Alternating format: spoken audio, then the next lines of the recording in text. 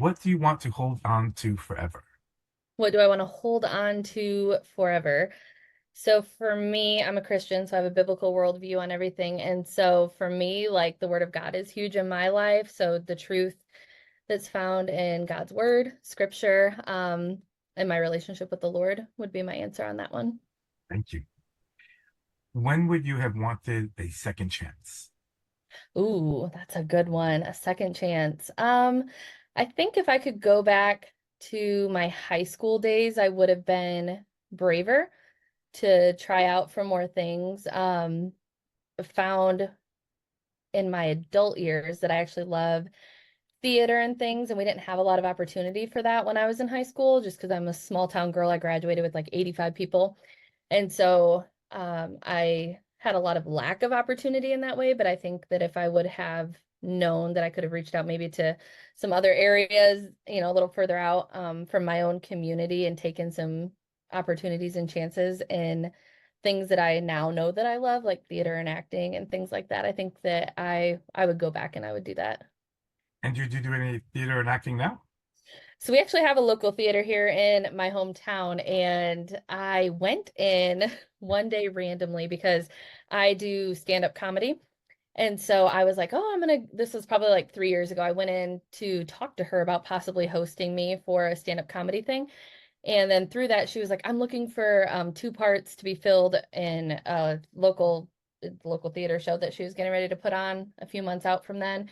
And so my sister and I got casted like right on the spot. And then a few years later, I did end up doing comedy there, but it's funny how that all happened. I ended up being a part of that, which was it was a comedy. It was called Faith County, and I played the part of this pregnant woman who went into labor on the last scene of the play. It was so stupid and silly and just hilarious.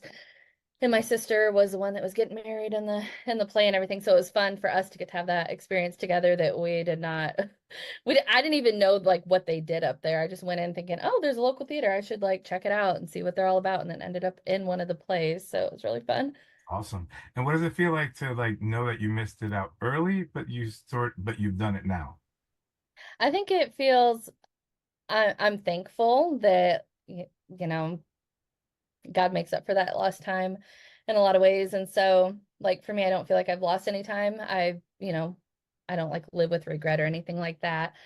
Like I said, I would go back and maybe do that over, but I can't. And so now taking advantage of all those opportunities that I can and launching my own comedy career, which is a lot of acting and improv, and it's just super fun.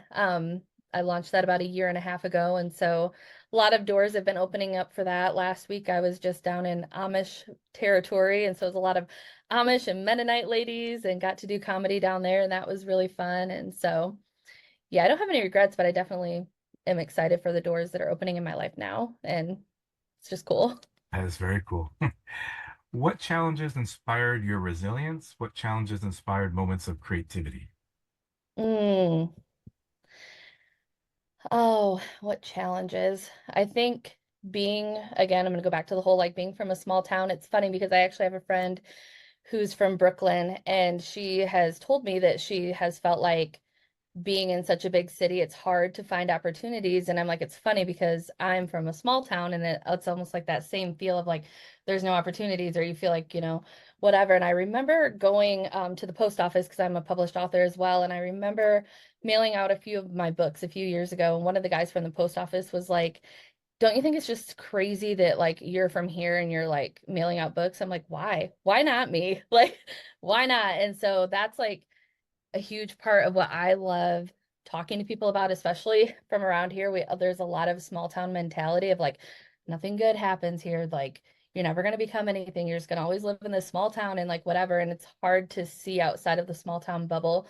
And so because I have had the opportunity to travel a lot in the last 5 years and see that there is life outside of my zip code, it's been really cool to come back into my own community and be like, hey, there is life out there. Like you can reach the world if that's part of your dream and desire to do so. And so that definitely has part of my resilience, I think, comes from being a middle child. I am 100% stereotypical middle child. I love the attention. Hello.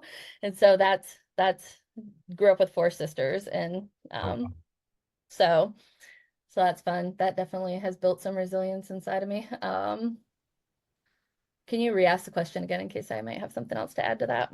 you definitely had a question, but my follow-up would be um, what created the ability for you to see what's possible when other people in your small town did not? I think surrounding myself with people who I would say saw the gold inside of me has been huge. I was voted class clown, and I remember being in a place in my life, even back then, where I was so insecure with who God made me to be that I was like, I'm not even really that funny. Why are people voting for me that way?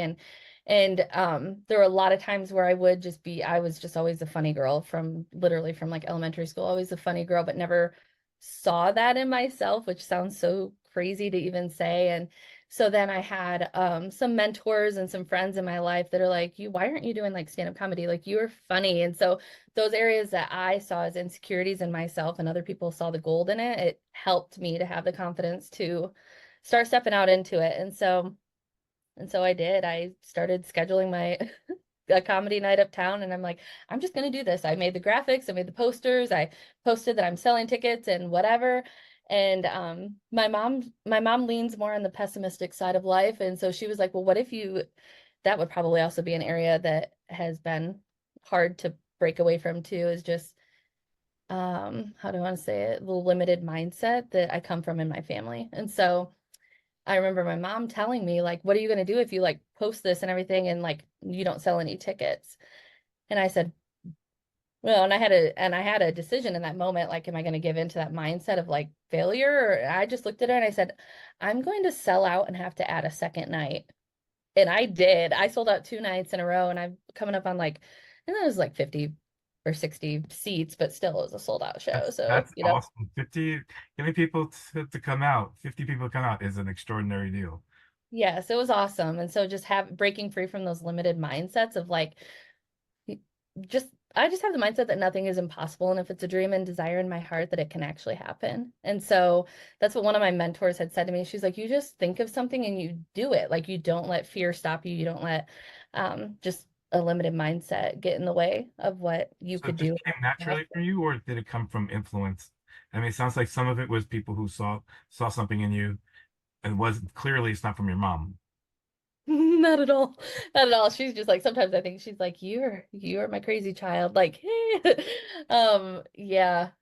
I think the people that I've surrounded myself with has been huge, and just the confidence that I found in my relationship with the Lord. And the word says that nothing's impossible for those who believe. And so just learning to believe in myself and the gifts that He's created me with, it's like the sky's the limit.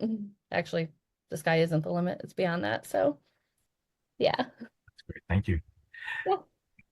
Question four, what are illusions in your life?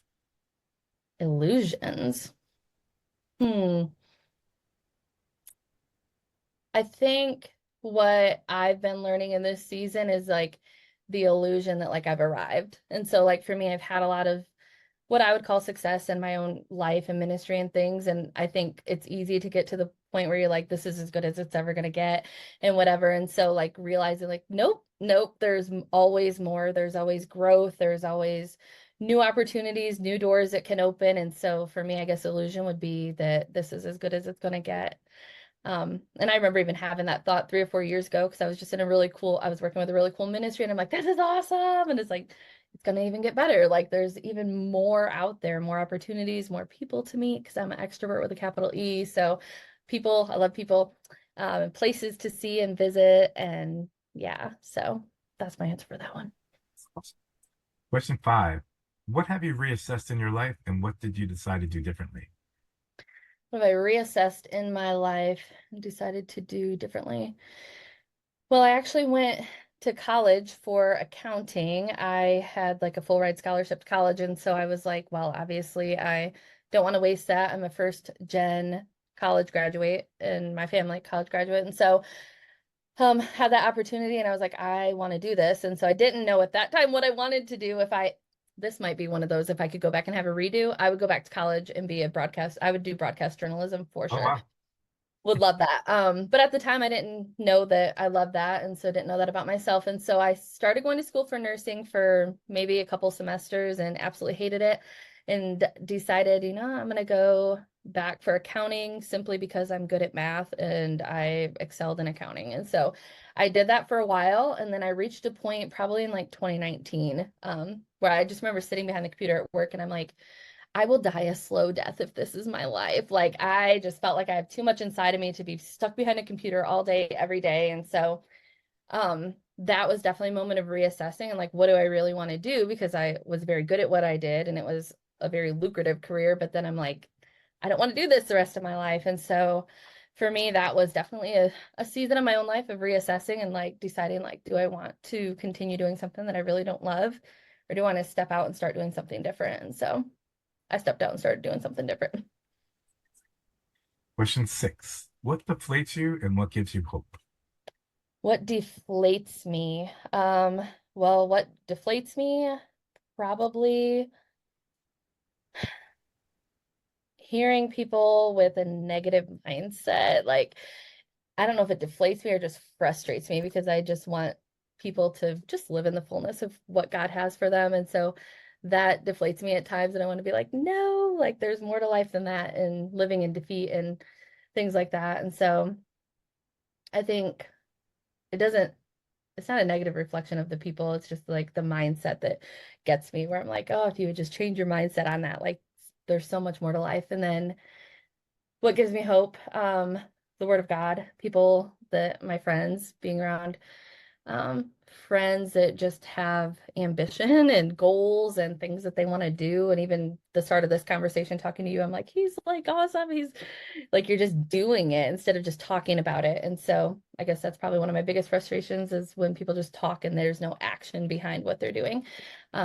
So I don't know if that's necessarily deflating, if that's completely answering the question, Answered the but it, question perfectly. okay. Okay. Awesome. Question 7. How have you evolved and how have you not evolved? I think I've evolved and like grown in my gifts and talents. The first time that I actually had a mentor, I'll back up a second. I had a mentor who had told me that she saw me speaking and all these different things. She's like, I really feel like you have a call in your life to speak and all of this. And I'm sitting there going, I have nothing to say. Like, no, thank you. I'm good. Like, I don't see that. And so, like, the first time I ever spoke at an event, I just remember like so many insecurities and things that God had to work out of me. But in that moment, thinking, like, I'm definitely not called to speak. This is not my thing, like, whatever. And I just kept stepping out because I knew it was part of my calling and what I was supposed to do. And I'm really glad I didn't give up on that. And so since then started a podcast and that's reached almost 40 countries and just really cool to see my voice going places that my feet never will. And so that's been cool. Learning how to self-publish. That was a big deal for me. I had a publisher for my first 3 books, which was great. That was a season of life I was in. Like I didn't have the mental capacity to figure out how to self-publish, but I've learned how to do that. So like self-teaching, like I'm not afraid to try new things and I don't know, I guess I just don't fear failure. And I think that's what holds a lot of people back. They fear failure. And I'm like, if I don't try, I've already failed. And so for me, that's a huge thing. So just growing, I guess, in my gifts and abilities has been huge and like learning how to do things myself. When I first started doing graphics and things, I was horrible at it. And now like I get paid to make graphics for people. So yeah. Question 7, which I'm skipping 7 to 8, actually. Question 8. Okay. What early life experiences limit your ability to see what is possible? Early life experiences. Um, hmm. I could definitely talk about maybe some things that have been hurdles, but they haven't necessarily stopped me. I think growing up with um, just not having a lot of money growing up has been, not having a lot of opportunities. I didn't travel a lot when I was younger. So like I could tell people like, yeah, I've been to Michigan and Indiana. And so like growing up and having this desire inside of me to like travel and things, it was weird because like my family, we don't do that. We don't leave our zip code. And so those kind of things have been, I don't say they've been hindrances. I guess I've kind of turned them into fuel for my fire in a way. Ask me that question one more time. Yeah, you bet. It's worded slightly the way it's worded, you might like. What early Okay. life experiences limit your ability to see what is possible? Okay. Hmm.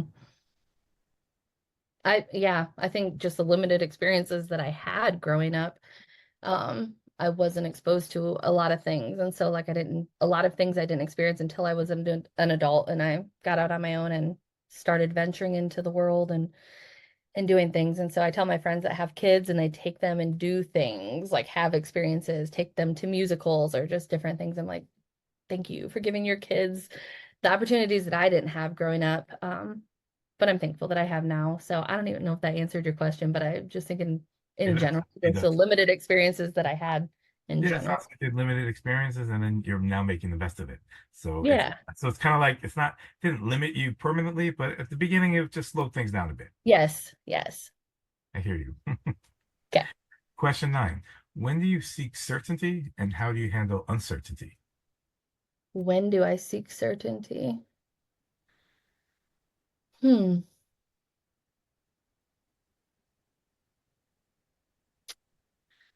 Um, well, I might work backward on that in uncertainty because I mean, life is full of uncertainties. I love the scripture that says we walk by faith and not by sight. And so just trusting in the Lord and his word and the fact that, I've surrendered my life to him. And so I trust that he's directing my life. And so in the moments when I'm like, I don't know what's happening, I don't know where this is going, I'm just trust in his faithfulness that he's never failed me before and he never will. And so um in moments of certainty, is it asking what I do in moments of certainty? It's up to interpretation, but Okay. the question is when do you seek certainty? When do I seek certainty? I think for me, just being rooted in the Word of God would be my answer for that. That's my, I say my fixed point of reference for everything I do in life. And so, yeah. Great. Question 10. What mistake do you make over and over again? What mistake do I make over and over again? Well, on a non-deep level, uh, I cooking. Uh-huh. That's just honest right there. My like ongoing joke, because I did a lot of women's ministry and I was single for 8 years. And so my ongoing joke was like, I've been praying that the Lord would help me learn how to cook. And then after a while, I was like, I'm just going to start praying he'll send me someone that can cook because it ain't working. And so, and my husband, I just got married 8 weeks ago, My guy, is a congratulations. thank you. We're going to Gatlinburg this weekend for our official honeymoon. So I'm excited for that. But that man can cook. And so, Oh yeah. wow, look at that. God Yeah. came through. Yes, but that's kind of my ongoing jokes. I'm like, I literally have had tater tot fires in my oven. Like, we had this huge cookout a few weeks ago and had tons of family and friends over. It was like 50 people, and he finished all of his cooking. And I'm like, I'm just making dump cakes. How hard is it, right? And we're all standing in the kitchen, and I'm like, the oven's on fire. Like, this is typical for me. This is typical for me. Like, the oven, how is the oven on fire for a dump cake? I don't even know. So it's just kind of my ongoing joke. So that's more of a light answer. That's a great answer. That's great. Okay, That's awesome. okay. That's totally awesome. Question 11. When do you take a metaphorical bow? I think anytime that I hear that what I'm doing is impacting someone's life. And so, like a few weeks ago, I had a comedy event and I had my book table set up and everything. And this lady came up to the table and she had a hardcover copy of my book, which I only have soft cover for sale. And so I knew she had bought it online or whatever. And she came up to me and she's like, "Hey, I just want to let you know that I um had borrowed your book from someone and I ended up buying my own copy and I brought it hoping you would sign it." And she's like, "I want you to know, like, I went through a divorce after 30 something years because I that's part of my story. I went through a divorce 8 years ago." And she was like, "Your story helped me in my healing journey." And she's like, she's like, "I don't even know where you have all this wisdom from at your age." And I'm like, "I'm much older than I look." But anyway, anytime that I get like that kind of feedback or the DMs from social media of someone saying that something I posted or something I said or my podcast or something really ministered to them or meant something to them, for me, like that's like a yes moment. Question 12. What smell brings you back to a special moment in your past? Orville Redenbacher popcorn. Oh my gosh. That reminds me, so like growing up, I was the nerd that spent my summers at the local library because partly because we didn't have anything else to do, but like I love the local library. I was the nerd that was there asking if I could like organize the books on the shelf. So stupid, but funny. That's just what I loved. And so anyway, every time I would open the door and go down the stairs because like the township office was upstairs and then the library was downstairs. It always smelled like Orville Redenbacher popcorn. And so that reminds me of, yeah, summers as a kid. Beautiful. Question 13. What problems do you have now that are the same problems you've had for your whole life?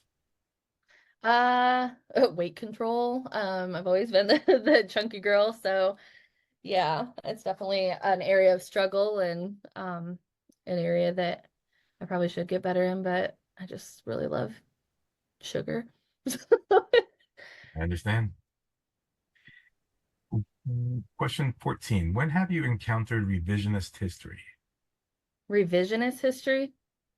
I don't know what that means. Sure. So revisionist is people who will go back and change the history that was pretty much agreed upon, but change it to assert their own. Yeah. And that Their own could, interpretation, and you're like, that's not actually what that's happened. not what happened. And it could be socially, your personal, or in society, wherever your brain goes. Yeah, I've definitely had experiences with my friends where they'll be sharing one of our memories and I'm like, that's not what happened. Like we were here and this is what happened and whatever.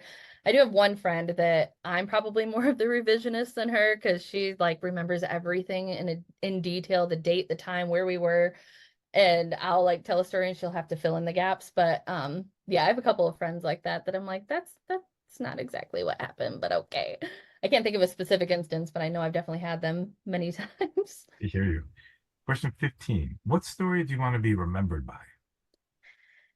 Ooh, that's a good one.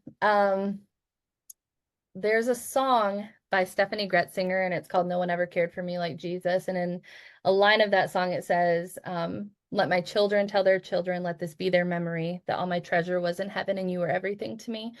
And so every time I hear that song, I think about legacy and like the stories that I'll tell my children one day and that they'll tell their children.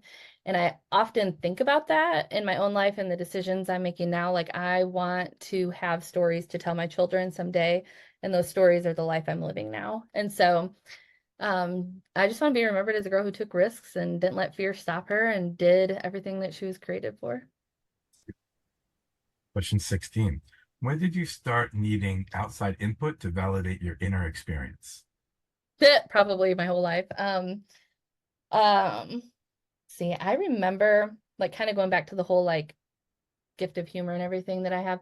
I remember being like as young as second grade and like hating being the quick-witted funny girl, which is so silly because like why would you? People love funny people, but it was just an area of insecurity for me. And then I remember having a mentor, a former mentor in my life that had said something to me one time, and she was like, "You do know, like you just try to be funny because you're trying to cover up your insecurity." And so for so long, I let that stop me. And then when I wanted to start stepping out into doing comedy, I remember being like, what is my hesitation with that? And I remembered she had said that to me years before. And so I was kind of equating like, if I'm funny, I'm insecure. And so I just kind of had to decide like, I'm not going to believe that anymore and that my humor is a gift to the world. And so, um, yeah, so learning to be confident in who I am myself, but then also I don't know, anytime that people are like, I needed tonight, like I needed that laughter, like you have no idea. And I've had a few people that have, like one lady in particular, like a month ago, had come up to me and she said, I haven't laughed in 2 years since my husband passed. Like I needed that. And so those like moments of just validation that what I'm doing is making a difference and making an impact, I would say would be my answer to just keep going and keep doing what I am doing. So So like sometimes outer input was damaging and other times it's really helpful when it's at the audience. Is that right? yes, yes. Yeah, that's interesting. Question 16. When do you want consistency and when do you want variety? I feel like I'm a good mix of spontaneity and like schedule oriented too. Like I am very much like a goal oriented person. I'm like the girl that I want to make lists. I want to know what I'm doing today, what I'm getting done, what I'm checking off and whatever. But then there's times where I just want to be able to just go with the flow too. So like with doing stand-up comedy, I have an outline, but the fun part for me is that there's also those spontaneous elements that work their way in and that you don't get to figure that out until you're, you figure out your audience and you're there in the moment. And so I think just in life in general, even like next week, we have two or three things that we're planning on doing while we're in Gatlinburg. But then I just like the idea of most of the time is going to be spontaneous and we're going to do what we feel like. So I think in my everyday life, in vacationing, that, yeah, all of the above. I like a little bit of all of it. Question 17. What decisions did you make in your life that served you in the past but no longer serve you? Mm. Hmm. What decisions am I like past? Hmm.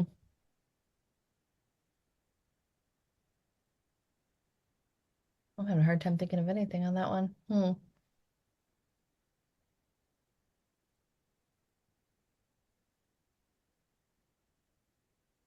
Like I'm thinking of academic decisions I made and stuff, and it's irrelevant now because I'm not in college anymore, but I don't feel like that really answers the question in any way that's beneficial. You pass on that, no problem. Yeah, I can't think of anything. Question 18. What tiny change had a major impact? Ooh, leaving my job at the elementary school, which I loved, but I just had a sense that I wouldn't be there for long term. And then I was offered a position working with the ministry in New York City, and that has opened so many doors. I've met so many people from all over the place, all over the country. And even in the moment, I'm thinking about a family that I got to meet out in Missouri that were Romanian. And so that was really cool.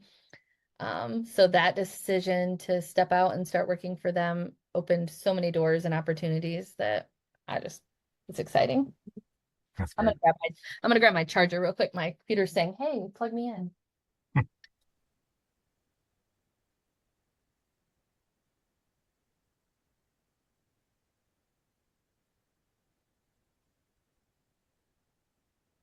Here we go. All right. Sorry about that. All good. Question 19. What wave took you for a ride? What wave took me for a ride? Ooh, well, good wave or a bad wave? I'm thinking of both. Writing my first book, that was like an awesome wave. I got to do a lot of podcast interviews and TV interviews and radio interviews and stuff. So that was like a super fun wave to ride for a few years. And I had some friends out in Pittsburgh actually. I was like, hey, have you heard of this TV station? And they're like, that's like the biggest TV station in Pittsburgh. And I was like, "What? That one's live. So that's gonna be fun." So that, yeah, I think writing my first book and just seeing, the impact that it would have. And I was like, well, at least my mom and my grandma will probably buy it so that, whatever. and and it was so much bigger than that. So yeah, I would say writing my first book was like a huge wave that I'm still writing because now I've written more books and gotten to just continue doing that and sharing the messages that are on my heart. Question 20. What do you never want to forget and what have you tried to forget? Um, I never want to forget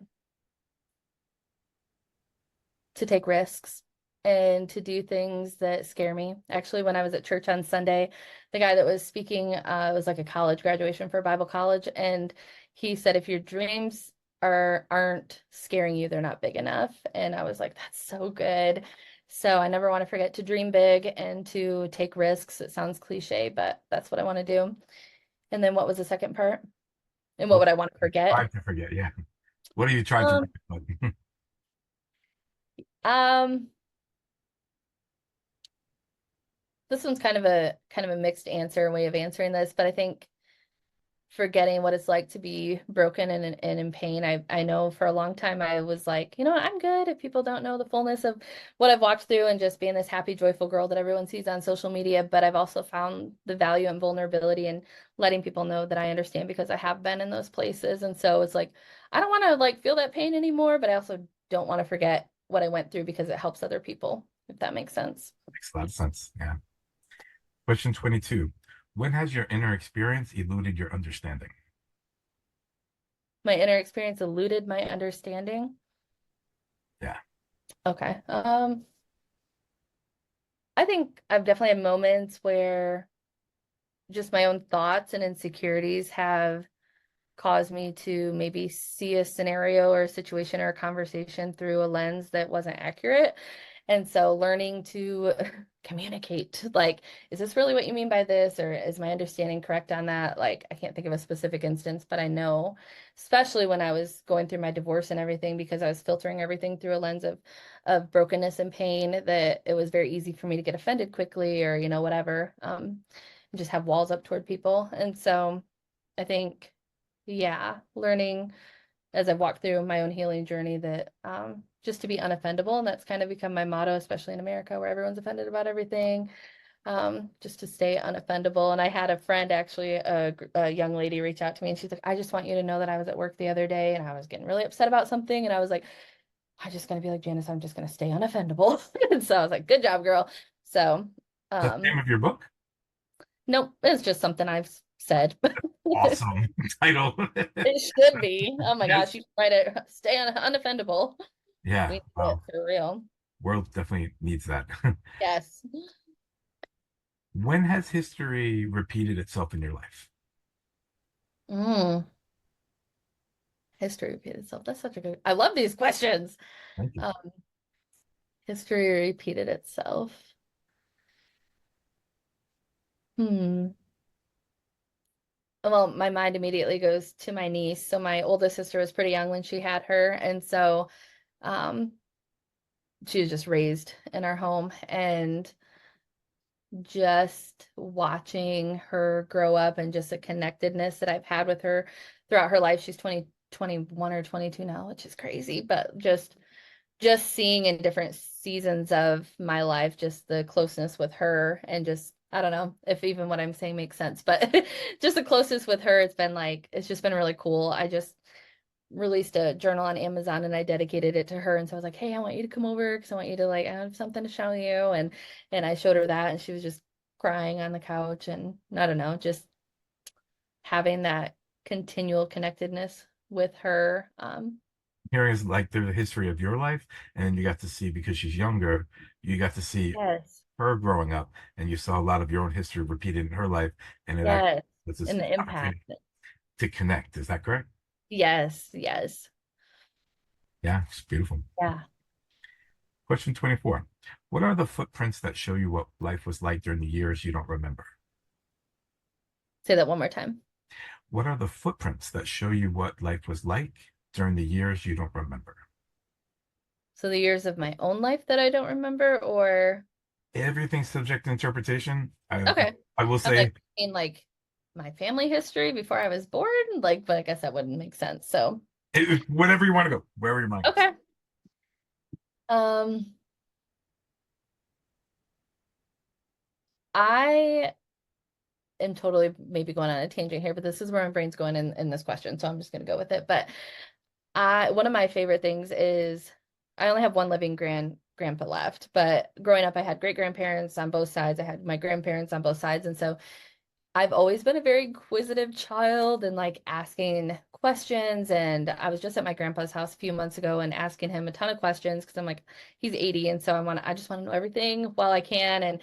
And I remember my sister was like, you ask the best questions, and she's like, I would never, like, stuff I would want to know but I wouldn't think to ask. And it's just so cool to like hear the history of our family. And like, I knew my oldest sister was born in Texas, but I really didn't know why my family was in Texas during those years. And so just kind of putting all those puzzle pieces together in the family and learning just history. I found out my grandpa dropped out of school in 8th grade because of some family issues and things like that. And so he took off and he went up to Traverse City in northern Michigan and picked cherries with the immigrant workers. And like, this is just cool stuff, like just learning more about my history and my heritage and um, my family, and like, I don't know why we are where we are and where we came from and all of that. So, yeah. I don't know if that answered it all, but my mind immediately went into like family, like history and Yeah, it's a super all that. interesting way of answering the question. It's great. Question 25. When in your life did you hear your heart beat? Um,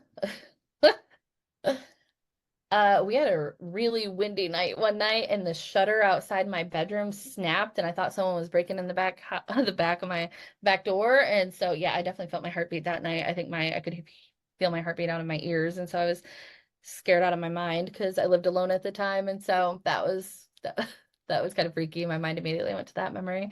Yeah, I could hear my heartbeat that night, and yeah, it was just the shutter that busted off the house because it was so windy. It's pretty scary. Yeah. 26. When have you waited erroneously? Um, Erroneously. Define that word for me. So it was an error to do so in retrospect. Mm, Trying to think of a time that I should have that I waited and shouldn't have.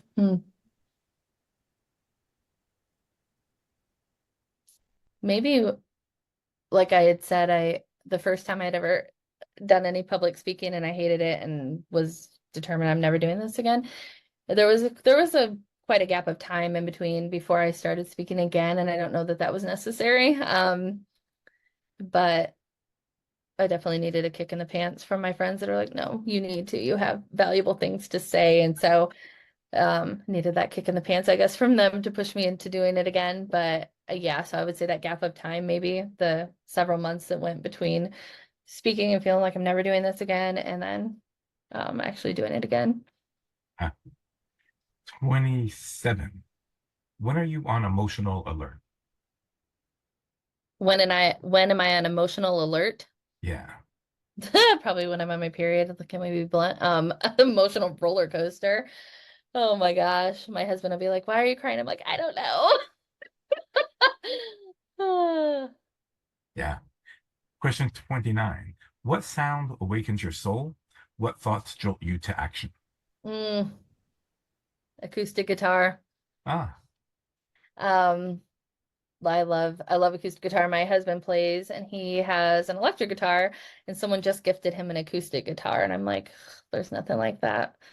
And then jolts me awake, the sound of thunder. I used to have a really bad fear of storms, not so much anymore. We just had a bunch of tornadoes rip through here a couple weeks ago. And so anyway, storms jolt me and yeah, make me that probably makes my heart beat too. yeah. You put two answers. 31. When do your unconscious intentions take over your conscious intention? Um, I think my determination and how I treat people, like I've just have that unconscious intention to love people no matter where they're at. Yeah. And so in moments where like what's in front of me doesn't necessarily deserve love, like just that unconscious, like, nope, this is how I've already resolved to treat people regardless of how they are. And just, yeah, like whether I'm dealing with someone in a grocery store or something, I'm just kind of like, you know what, they're probably having a bad day or whatever, and just trying to have a heart of compassion regardless of what's right in front of me. Question 32. What would one day completely unrepressed look like to you? Mm. Really good coffee. Yeah. Um, You're not the only person who said that, by the way. no, I'm like, let's see, really French press Hawaiian coffee specifically. And yeah, could we have the mountains and the ocean in the same in the same day? Honestly, probably my next week is going to be like that because we're going to Gatlinburg. So yeah, just being able to not have to do anything for anybody because a lot of what I do is mentally taxing and things. And so yeah, just having a day of just nobody needs me. I don't have to do anything for anybody, and I can just be. Unrepressed means not just taking care of yourself and relaxing. Okay. Is that right? Well, maybe I totally misheard that unrepressed. Maybe I should Google that word before I answer the question. Not the only person who answered that question that way. It's Okay. me in my brain. I'm like the last person I just interviewed had the same exact answer, and I'm wondering. Okay. It's super interesting. Like Yeah. for a New Yorker, it's unrepressed. Next person who says something to me, I'm taking them out. But Okay. Get the second person in a row to say, yeah, actually, I'm not Are they concerned from the with the Midwest people. too? Just Maybe we just don't know what that word is. they're Northwest Florida, you know. So Okay. maybe, yeah, yeah. I Interesting. love it wherever the answers go. It's super exciting. Okay. And when you're not feeling it, what prevents you from being fully present, loving, and caring? Um, when I've had lack of sleep, that's for sure. And those moments where I'm like, I, it's funny because as much as I say like I'm an extrovert with a capital E and the whole rest of the word is capitalized, like I love people, I reach a limit too where I'm like, I'm peopled out, I'm checked out, and I'm done. And I'm very like, it's very, sometimes it's very with me where I'm like, people, and I'm like, I'm done, let's go home. So, um, what prevents me? Read that part of the question again. Yeah. When you're not feeling it, what prevents you from being fully present, loving, and caring? I think just my own, like if I'm in the moment and I'm like, okay, I'm not needed anymore, I'm good. You're like, just not being needed. Yep. Oh, that's interesting. This is a three-part question. Which beliefs empower your life? Which beliefs are limiting? And what would you have to believe in order to achieve what you want to achieve? The Bible for me. Um, read the second one again for Yeah. the Which beliefs are limiting? limiting. I think just anytime that I am doing something that I haven't seen done before, because I've done a lot of things that like I don't have anyone maybe in my immediate life or anything that I've seen firsthand do something that can be a little bit like of a setback and limiting in the moment. And then it's like, no, if I'm gonna figure this out, we'll Google it if I have to, like and figure it out. So I don't feel like I let those things stop me, but they can definitely maybe cause me to second guess myself in a moment. And then the third question, Sure. What would you have to believe in order to achieve what you want to achieve? that nothing's impossible. Beautiful. What are you unlearning? Unlearning. Well, I just got married, so I'm un I'm going to start with saying I actually had a mentor that I met with for coffee a few years ago. And because I was on this, like, I just want to be healed and whole because I know I'm going to get married again and that God has someone for me and all the things. And she was like, there are parts of your healing that you won't experience until God brings your husband. And I was like, no, I don't want that. I don't want that. I want to just be this, whatever. And so learning what it's like to be in a healthy relationship, because I didn't have that before. There was a lot of cheating and things that happened. And so that caused the divorce. And so learning what it's like to be with someone who's healthy mentally and emotionally and spiritually and everything, it's a breath of fresh air. And just learning that like, okay, this is safe. Like this is safe as someone who's gone through what I have. That's not super easy, but it's incredible. So Wow, it's amazing and kind of like delves into the next question. What are you unconsciously attracted to because you are not clear about what you really want, which is clear what you want now, but maybe this yes. question back when you had your first husband. Well, I actually had a mentor tell me that I was a codependent enabler, and I didn't know what that meant. And then I was seeing a guy for a minute, and I remember he had called me one day and he's like, I just needed to hear your voice. And I was like, this is codependent enabling. That's what that is. Like, okay. Like, I don't want someone who is dependent on me for anything. I want someone who trusts in the Lord, and then we can just run together in life. And so, um, for me, it would say formally, anyone, if you need, I'm a codependent enabler, so if you're codependent, here I am. Like, I would say that's how I used to be. And I had to unlearn that, like, nope, I want someone who's fine on their own 2 feet and that doesn't need me, quote unquote, but that we can just make life better together. So, What life lesson has yet to be learned?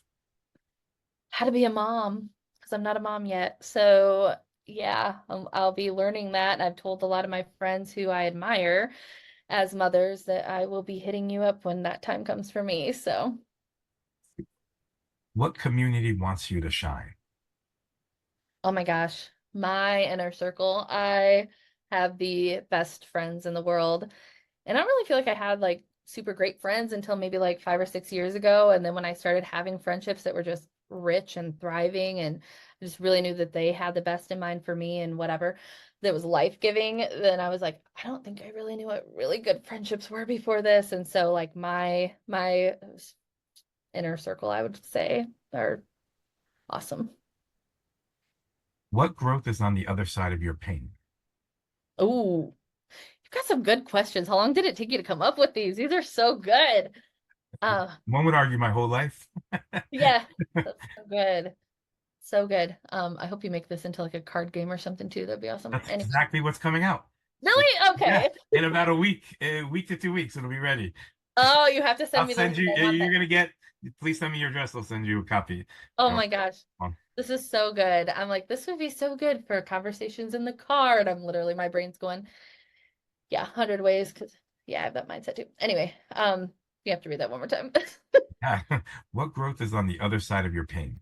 Mm, I think doors bigger than I even realized. I am getting ready to head down to Texas next month to be part of this like it's like a reality TV show for influencers, social media influencers and things. And so anyway, let's just the pain of like deciding to make the decision to go, coming up with the money to get there, like all the things, like the pain that maybe I'm going through now. It's not pain, but just the process of getting there and just the boldness to get there and everything. Like I have no idea what is waiting on the other side of it and just the opportunities that are there and that await. So I don't even know. I think it's more than I could imagine. So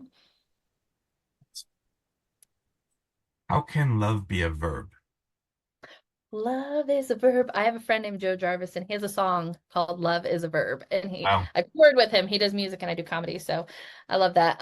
Well, 1 Corinthians 13, love is patient, kind. Um, all the actions of what love is and what love isn't are in that scripture. So I think love it's an action. It's not a feeling. It's not an emotion. It's a decision and a resolve to do what love is, regardless of whether someone deserves it. It's just what you decide to do. So, What moment, if it's, what moment, if it occurred slightly differently, would have significantly altered your life? oh my gosh. I have so many of these scenarios. You probably do too, where you look back over your life and you like connect the dots and if like this happened and that happened and this happened and that happened. And if that hadn't happened, like that's so crazy. And I even think about like how I met my husband.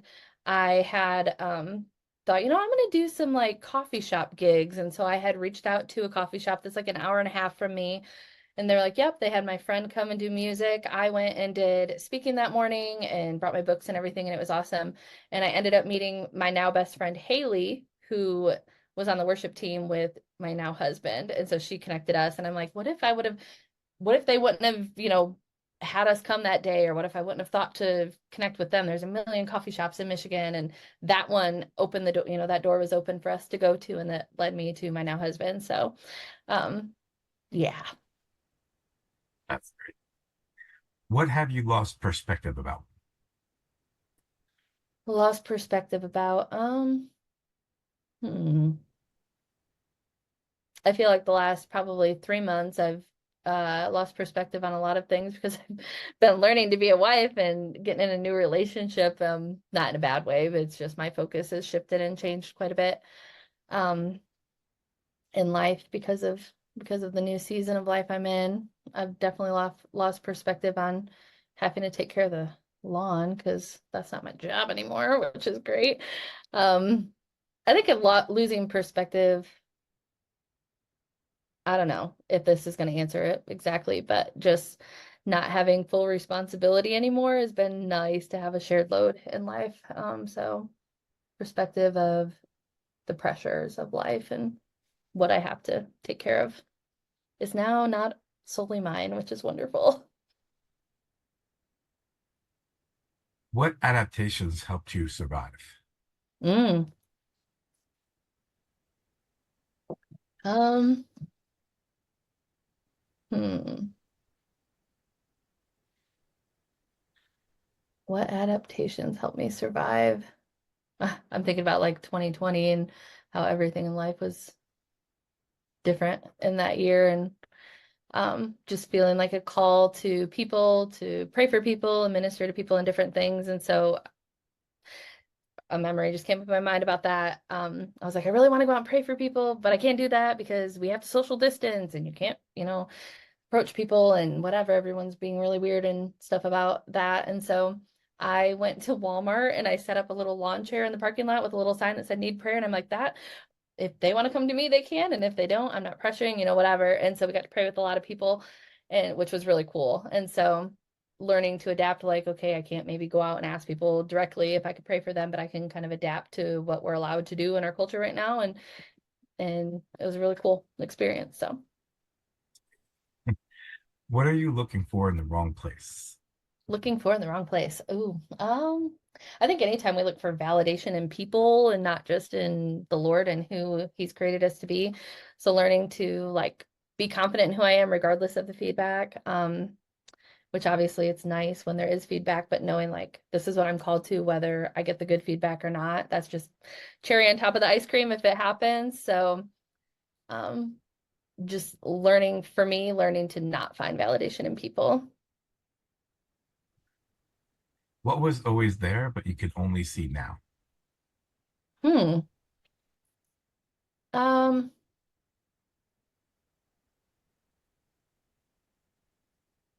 I think the older I'm getting, I'm seeing just um specifically like with my sister, that support that she's like got to be my biggest cheerleader in life. And I think the older I'm getting and the more I'm doing, the more I'm seeing that and realizing that what a gift she is in my life. And so yeah, like as kids we wanted to kill each other, but like now it's like she's at everything I do. If she can be there, so encouraging. She'll send me just random notes in the mail and just let me know she loves me and she's proud of me and all the things. So I think the support that I have in her and my friendship with her has been there my whole life, but I don't think I've valued it as much as I do now. What mystery do you want to know more about? Ooh, mysteries. Um, Sometimes I think about like what's in the depths of the ocean, but that kind of freaks me out a little too. So at the same time, so I don't know if I really want to know, but I don't know. Hmm, hmm. What mysteries do I want to know more about? We had, this is totally going on a total rabbit trail, but that's the point of this card game, right? So I love this. Absolutely. Stirs up conversation that you wouldn't normally think of or whatever. So we were like I said, I'm from a very small town, and we had one of our teachers was murdered about 15 years ago, I want to say. And that's still a mystery, like what actually happened. And so my nosy self like wants to know who actually did it. Was it really her husband? Like, everybody has all these speculations and things. And so for me, I would like to know the details of that situation and what actually went down. So we hit 52 questions and we have only 2 minutes left. So I just wanted first to say thank you. That was incredible. You're an amazing woman.